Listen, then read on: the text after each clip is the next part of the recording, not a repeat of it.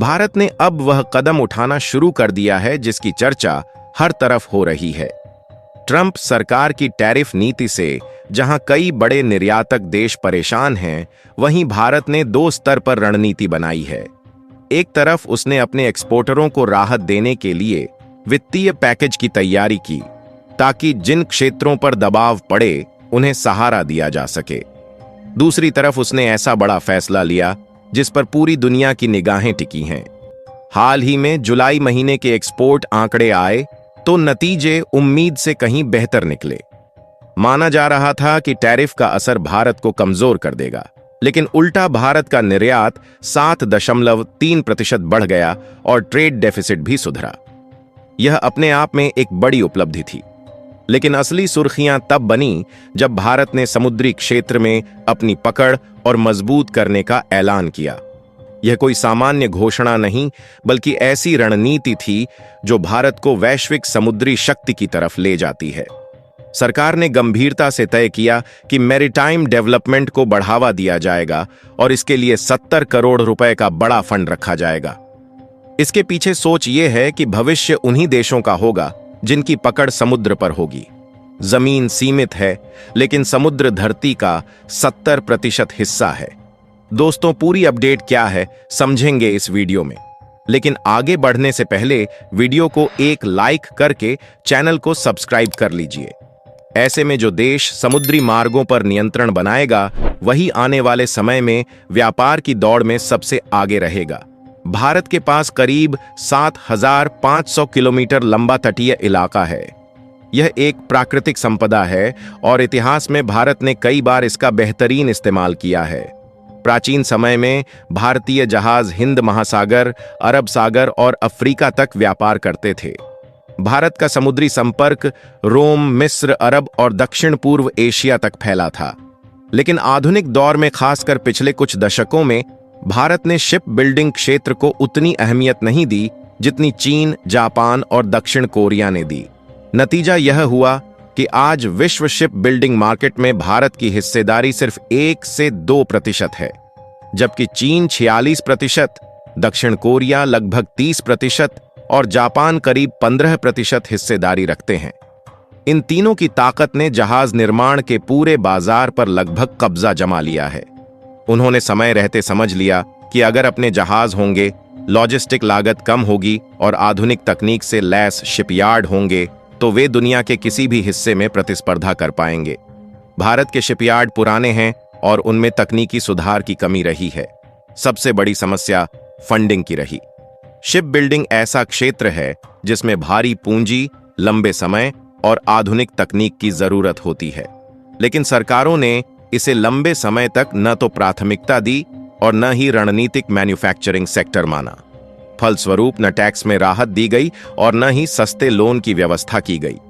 लेकिन अब तस्वीर बदल रही है। भारत ने ठान लिया है कि 2047 तक वह खुद को दुनिया के टॉप 5 शिप बिल्डिंग देशों में शामिल करेगा। इसके लिए अब केवल घोषणाएं नहीं, बल्कि ठोस कार्य योजना बनाई गई है। मैरीटाइम डेवलपमेंट फंड को 25,000 करोड़ से बढ़ाकर लगभग 70 लाख करोड़ तक कर दिया गया है। यह फंड अलग अलग हिस्सों में इस्तेमाल होगा।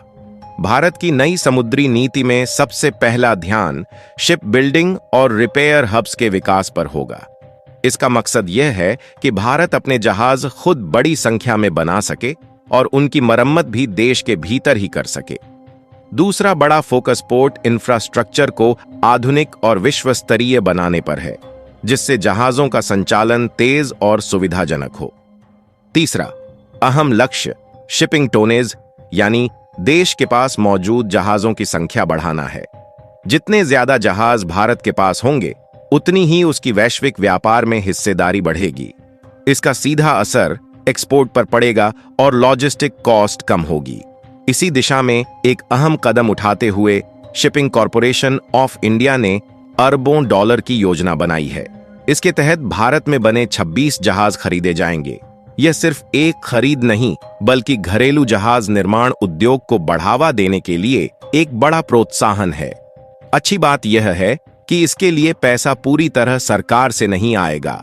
39% हिस्सा केंद्र और राज्य संचालित पोर्ट्स से आएगा, जबकि 51% हिस्सा कमर्शियल स्रोतों जैसे ग्लोबल बैंक्स, सोवरेन फंड्स और मल्टीलैटरल एजेंसियों से मिलेगा। इसका मतलब साफ है कि अंतर्राष्ट्रीय निवेशक भी भारत की इस समुद्री यात्रा में भागीदार बनने जा रहे हैं। हालांकि इस बीच एक बड़ी चुनौती भी सामने है, मरीन इंजन। जहाज बनाने के लिए जितना जरूरी स्टील स्ट्रक्चर है, उतना ही जरूरी उसका इंजन भी है। इस समय भारत इन इंजनों के लिए जापान, जर्मनी और कोरिया जैसे देशों पर निर्भर है। इसलिए भारत को सबसे पहले मरीन इंजन के स्वदेशी निर्माण पर जोर देना होगा। जैसे ही यह काम भारत में शुरू होगा, तब भारत सच में स्वतंत्र शिप बिल्डिंग पावर कहलाएगा। सरकार इस दिशा में निजी क्षेत्र के साथ मिलकर योजनाएं बना रही है। जहां तक अमेरिकी टैरिफ का सवाल है, उसका असर भारत पर उतना गंभीर नहीं पड़ा जितना कुछ विशेषज्ञों ने सोचा था। हाँ, टेक्सटाइल, फुटवियर और ऑटो पार्ट्स जैसे सेक्टर पर असर दिख सकता है और इसी को ध्यान में रखते हुए सरकार एक्सपोर्टर्स को वित्तीय मदद देने पर विचार कर रही है। दिलचस्प तथ्य यह है कि जुलाई में भारत का निर्यात अमेरिका की ओर करीब 20% बढ़ा, जबकि आयात भी 13% तक बढ़ गया। इसका अर्थ साफ है, अमेरिका चाहे जो भी कहे, उसे भारतीय सामान की जरूरत है। अंतर्राष्ट्रीय ट्रेंड्स बता रहे हैं कि आखिरकार अमेरिका को अपनी टैरिफ नीति बदलनी ही होगी। इन सब घटनाओं का निचोड़ यही है कि भारत केवल वर्तमान चुनौतियों का समाधान नहीं कर रहा, बल्कि भविष्य की ठोस तैयारी कर रहा है। भारत समझ चुका है कि आने वाले दशकों में समुद्री ताकत ही आर्थिक और भू राजनीतिक दृष्टि से निर्णायक होगी।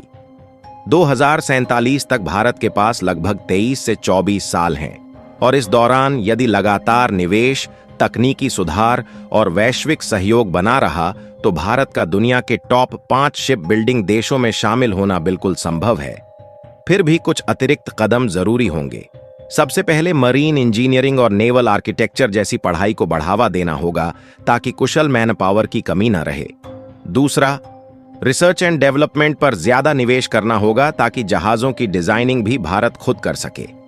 तीसरा, छोटे और मिड साइज शिपयार्ड्स को भी मजबूत बनाना होगा, ताकि वे बड़े प्रोजेक्ट्स में शामिल हो सकें। इन सभी पहलुओं को मिलाकर देखें तो साफ है कि भारत एक समुद्री पुनर्जागरण की ओर बढ़ रहा है। वही ताकत जिसने प्राचीन समय में भारत को समुद्री व्यापार का सिरमौर बनाया था, आज फिर से उभर रही है। इतिहास खुद को दोहराता है, लेकिन दिशा वही तय करता है जो सही समय पर सही कदम उठाए। इस बार भारत ने कदम बढ़ा दिया है, और यह कदम उसे न सिर्फ आर्थिक रूप से मजबूत बनाएगा, बल्कि समुद्रों पर रणनीतिक बढ़त भी दिलाएगा। अब सवाल यह है कि 2047 तक भारत विकसित राष्ट्र बनेगा या नहीं। जवाब है हाँ, बिल्कुल। अगर देश इसी तरह आगे बढ़ता रहा, तो शिप बिल्डिंग जैसे कठिन क्षेत्र में भारत की यह पहल साबित कर देगी कि अवसरों को सिर्फ पहचाना ही नहीं, बल्कि अपने पक्ष में बदला भी जा सकता है। आने वाला समय उसी देश का होगा जो सिर्फ जमीन नहीं, बल्कि समुद्र को भी समझे।